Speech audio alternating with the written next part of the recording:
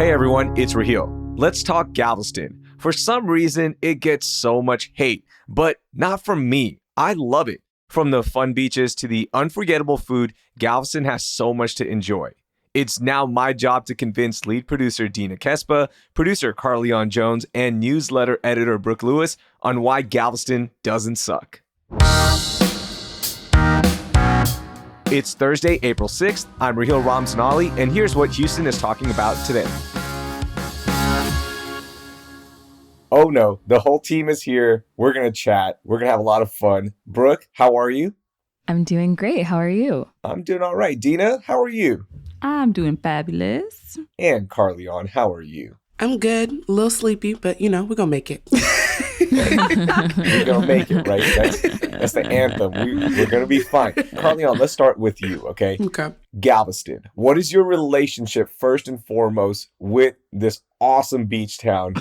And why don't you like it? Because basically what's happening here is I'm going to convince everyone why Galveston is the best. Go ahead, Carl. Okay, so I don't completely hate Galveston. I'm not the biggest fan of it, I'll say that.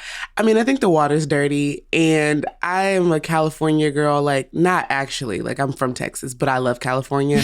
So it's just when I see the water in Galveston, it's like a disappointment almost.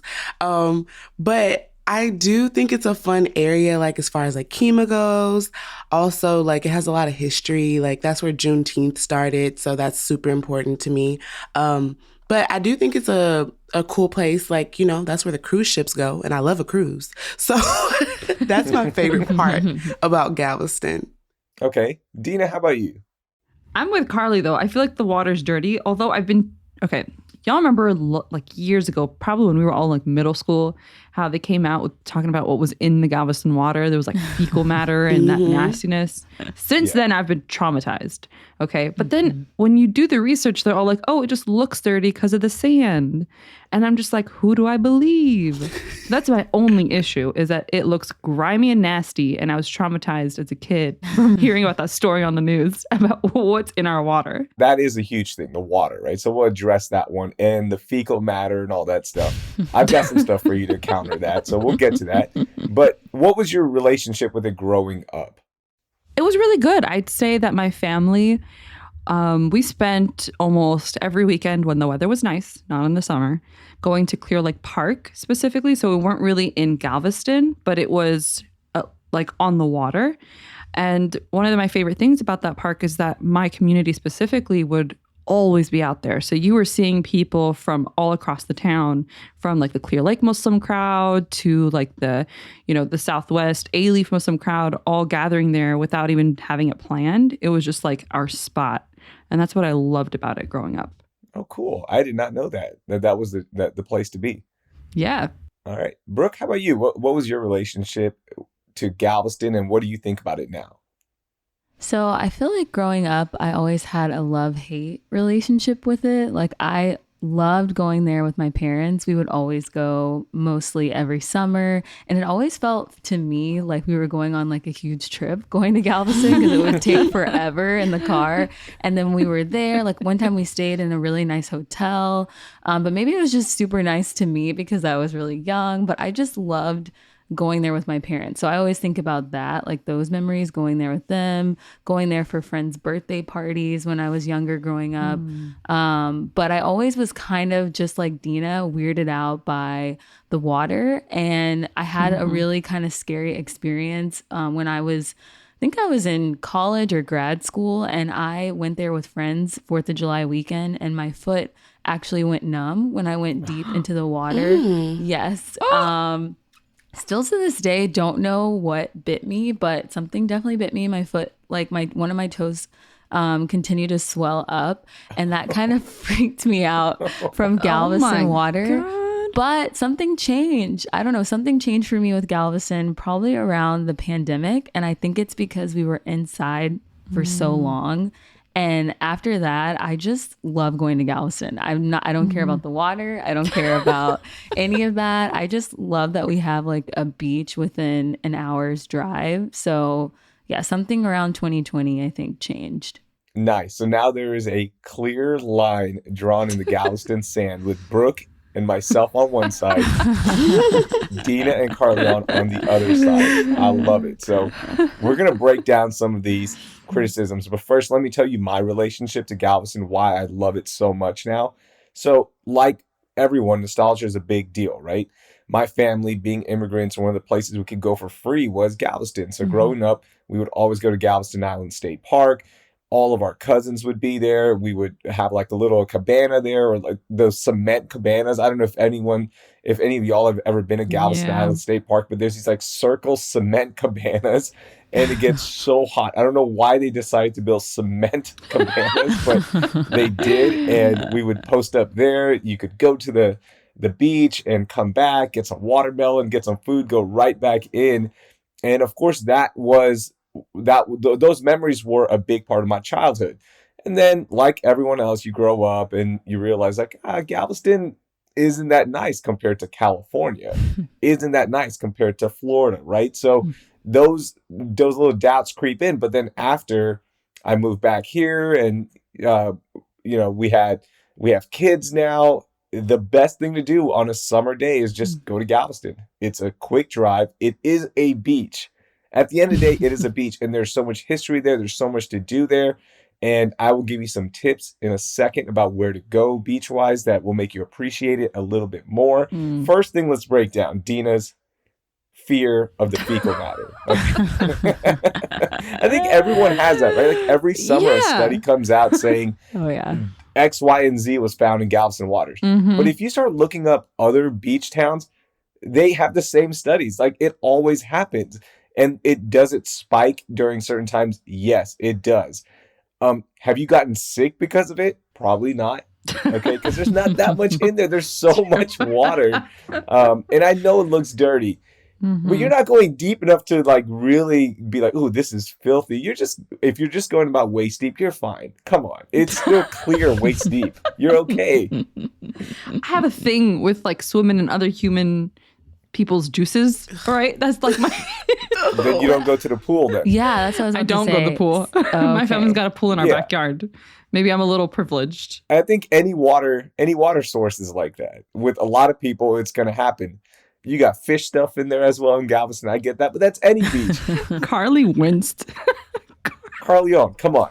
California water has spikes as well. Okay, but the difference is like, okay, I also grew up by Matagorda Beach, right? Like I grew up like 20 minutes from there.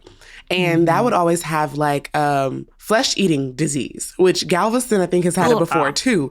And that, oh no, I'm not about to play with that. So if I go to the beach, I just sit on the side and I just mind my business. I'm not getting in that water. And that's fine. You don't have to get in the water. It's still a beach, right? You can hear the waves crashing, Brooke. You can still hear the seagulls. You can have that breeze. And that's one of the big things. We have that less than an hour away. Okay. No, so here's exactly. another thing though. Like, okay, say for instance, you want to go get your feet wet in the water. What about the parking? Every time that my family has tried to go, the parking has been a nightmare. And now you can't even park at that Kroger across the street because there's a bunch of signs saying if you're not parking here just to shop, you're going to get towed. Yeah. And so like sometimes I'd still sneak there and just hope to God no one saw me park there. So park on Seawall Boulevard. And if you go by Pleasure Pier, it's packed. But if you're coming to Galveston from 45, the first exit after the cruise terminal exit, I forgot the street name. I think it's 62nd Street. But there's an exit right there. You make a right, you go down, and it's on the west side of the island. You can always go to Galveston Island State Park if you get there early enough. It does get crowded in the summer, but they always have parking. They just renovated, so there's a lot of spaces now that you'll find parking and space for you and your family. So parking, boom, countered that one. Okay, all right. I will say that I feel like Galveston is a good break from the city of Houston, like, just the city life. And since I've known you, Raheel, you've brung up a lot of places in Galveston that I've never even known about. Like, what is it? Like that you catch a ferry to? Bolivar, that you catch. Bolivar. I've never heard of that.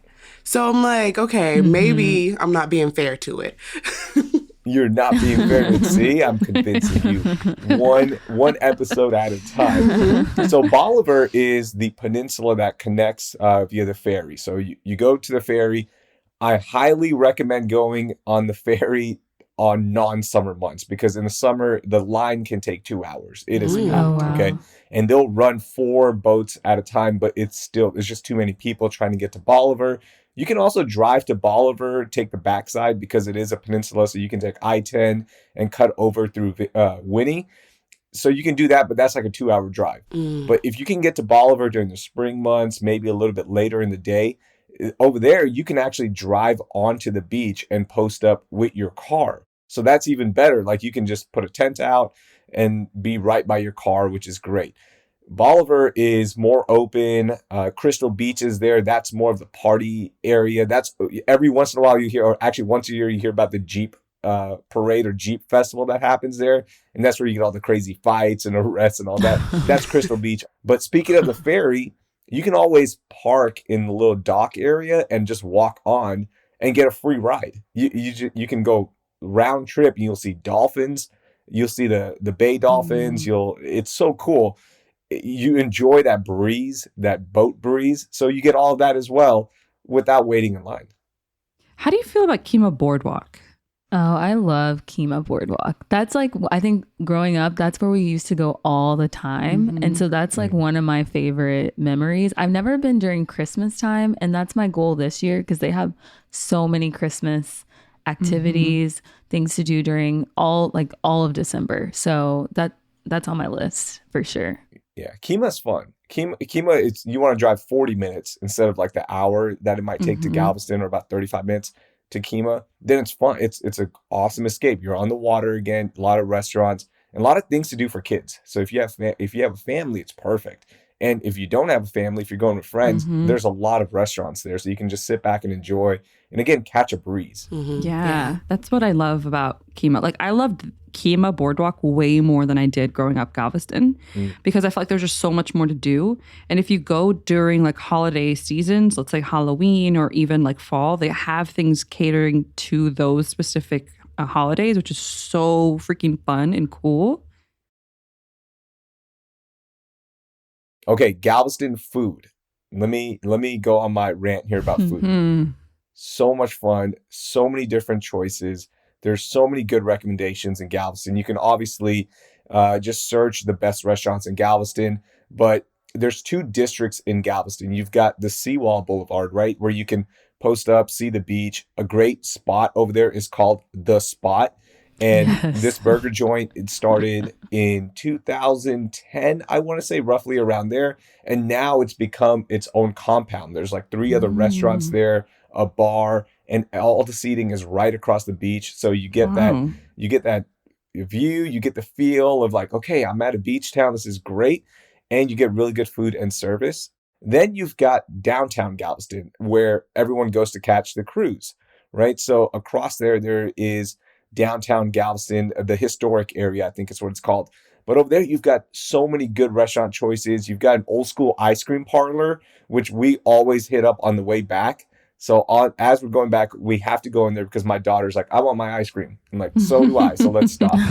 But that area is so much fun. And that's where Dickens on the Strand happens, the Mardi Gras parade. So many different things happen there. They always have events. So there's 2 sides of Galveston as well. Yeah, I always feel like I end up at the Spot.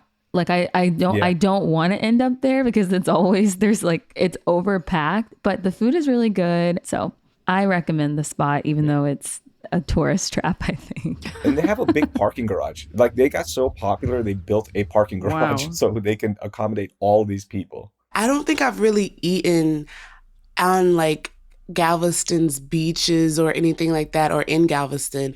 I've eaten in Kemah, which is like, some people don't equate them as the same place, but I go to Kemah a lot more. Like when I'm thinking about it, I go there a lot more, especially since I've gotten older, because they have there's bars there that you can go to and like bar hop, like outside of doing the rides if you want to stay there longer. And then there's like jet skis. There's just so much to do there. So like, it's just like a little controlled area versus like Galveston is so big that I think that I get discouraged trying to figure out where to go. you know? Yeah. I'm with you on that. I have to say, Kima, like our family used to eat at this place. I have no idea if it still exists, honestly. The Flying Dutchman. It was like a treat. But anytime we did go to the beach or to the park, we were an immigrant family. We're taking our own food with us, like breakfast, lunch, and dinner. Your water, your drinks. We're not buying anything from the outside world. That was like the rule. So we really didn't get to eat at any of the restaurants on the beach or anything like that. Maybe we'll get ice cream, but that was also a rarity. It was always just like, no. We pack our own food. We grill our own meat. We do everything ourselves. Yeah. And now we don't. Now, like I'm with you, Dina. My family is the same way. And now I'm a little elitist, okay? Like I don't have time to do all that. You gotta clean up, you gotta prep it, all that. You know what? I'm just gonna pay the extra, and we're gonna enjoy a burger at the spot, okay? Or shrimp and stuff. That's on a Friday. Shrimp and stuff. They have a coconut shrimp special. Ooh, one of the best coconut shrimps you'll ever have. That's a little recommendation from me. Nice. Okay, what other criticisms do we have of Galveston where I can convince you that it's not a fair criticism? I do have one quip about Galveston, even though I'm on your side, Raheel, I'm on your side. But the whole photos of the blue water, I've been there so many times. I've been there countless times. And I have never seen the blue water that they show in those photos. I feel like it's photoshopped. I don't feel like it's real, but try to convince me that it's real. It is real. I'm going to send you the picture, and you can use that picture in the best newsletter in the city of Houston, Hey Houston, okay? When you preview this episode in Hey Houston, you can use my picture of blue water, and it looks beautiful. I mean, I'll take your word for it, but I just want to see it with my own eyes. Like the day that they do that, I feel like it's always a weekday, not a day that you can just drive out yourself to prove that the water is blue. But I want to know and see it for my own self that the water is actually blue. Every time I see it, it's usually like a mid-level brown. I'm with her on that. Okay, I will share with everyone listening. You can see that picture if you subscribe to Hey Houston. Make sure you do that. Okay, final thing on Galveston.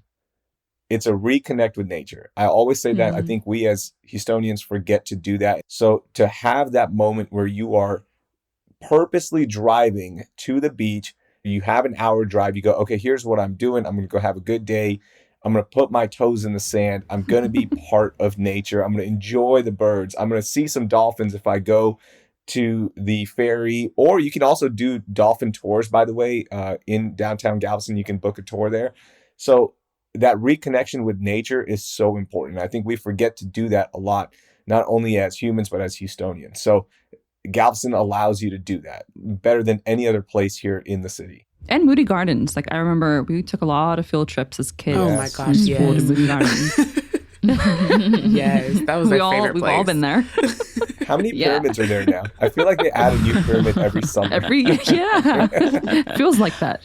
Oh, and there's Schlitterbahn in Galveston. Yes. I forgot to mention that. I've never been to that location, so that's on my summer bucket list, I think, because I've only been to the one in New Braunfels, but I've heard really great things. And so you don't even have to drive that far, because going to New Braunfels, that's like 3 hours. So the fact that we have Schlitterbahn only an hour away is another thing that really makes Galveston kind of stand out among all the other beaches in Texas. So a great tip for that: take a day off of work and go during the weekday. The lines are better. The crowd is fun.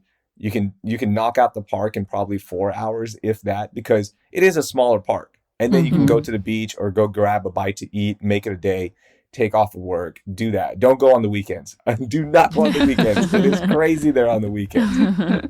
And then Galveston also has like a really cool culture, is what I've always heard about it. I think Houstonians, we kind of just focus on our own cool culture, but like Galveston has like this like NOLA feel to it, and just has like so much history, and also has like a lot of ghost history too. So it's like if you want to go down there and do like a little tour of just the background of Galveston, I think that could be a lot of fun too. Yeah, if you ever go to the St. Louis Hotel, also that's a good resort style hotel if you ever wanted to just go there, rent a room and enjoy the pool, enjoy the spa, the restaurants, all that good stuff. But when you're driving there, you see the cemetery, and it is a huge cemetery. It looks a lot like a New Orleans cemetery, although the graves over here are not above ground like New Orleans because of the flooding.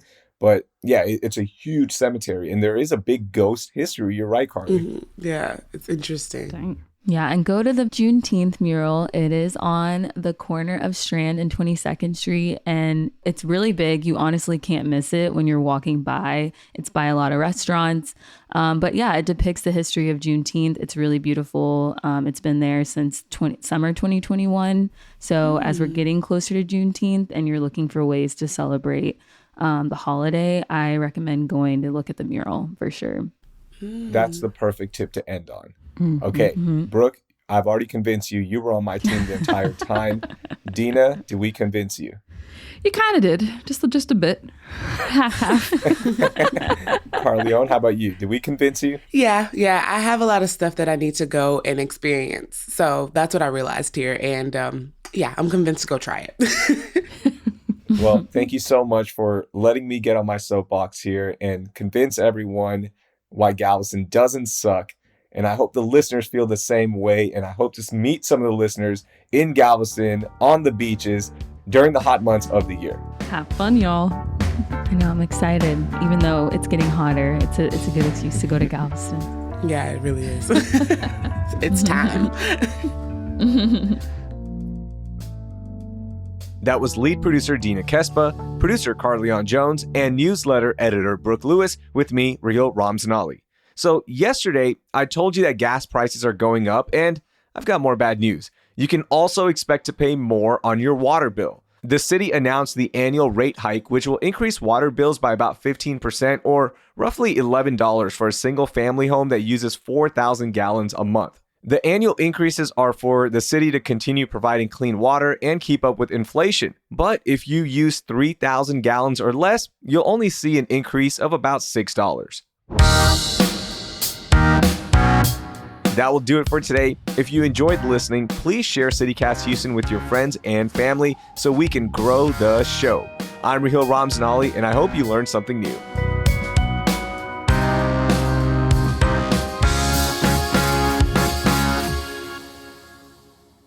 Man, I cannot clear my throat today. Sorry you have to hear that. That's so disgusting.